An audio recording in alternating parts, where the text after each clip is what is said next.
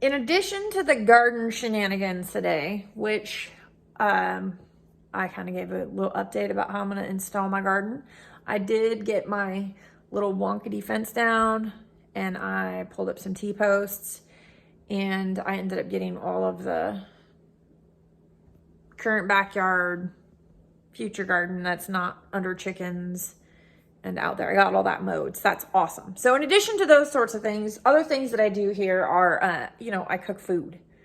I like to grow food, and I like good food. I don't always love cooking food, but I do like cooking food because it's nice to know like what goes into my food. So I'm really actually kind of happy with myself. So tonight for dinner, I am going to cut up and I'm going to roast one of these little Thelma Sanders squashes. I'm probably going to scrub and roast whole some of these baby yams that I harvested. I found this method of harvesting, and this is the first year I feel like I've been successful at it, but I watched this Charles Dowding video ages ago where he was talking about how in his climate, and it should be similar for me because we're zone 8 something, and then I think he's also zone 8 something, which I'm gonna guess you could probably do it down to like maybe zone 7, because there's a lot of these vegetables that are, you know, like cold hardy. So Brussels sprouts, kind of cold hardy. So they're out there on the stalk, and I literally just peel the leaves off at the bottom. And I think upon inspection when I was harvesting that what I should have done is I should have started harvesting those Brussels sprouts like sooner, because I have some of them that look like they're already starting to try to open up and go to flower, which that's fine. Learning curve.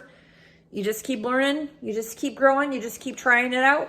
But I will say these Brussels sprouts are delicious. They're not huge by any stretch, but they're good. So anyways, that was a side row.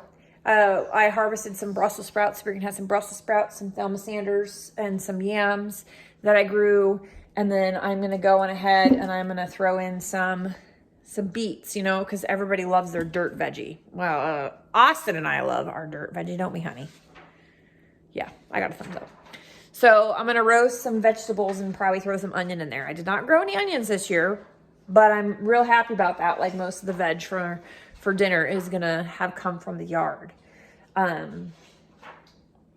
So I guess real quick, what I'll do is I'll scrub and take the top off the beet and take the, you know, the root portion off the beet. And then I'll probably just quarter them. And then the Brussels sprouts, I'll just clean them up and they're gonna get roasted whole. Same thing with these yams. I'm just gonna scrub them up and I'm going to roast these whole.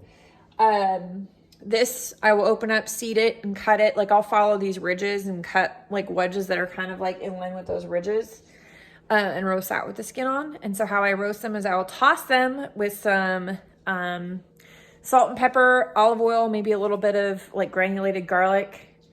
So just kind of toss it all, and then I will shove them, layer them all out.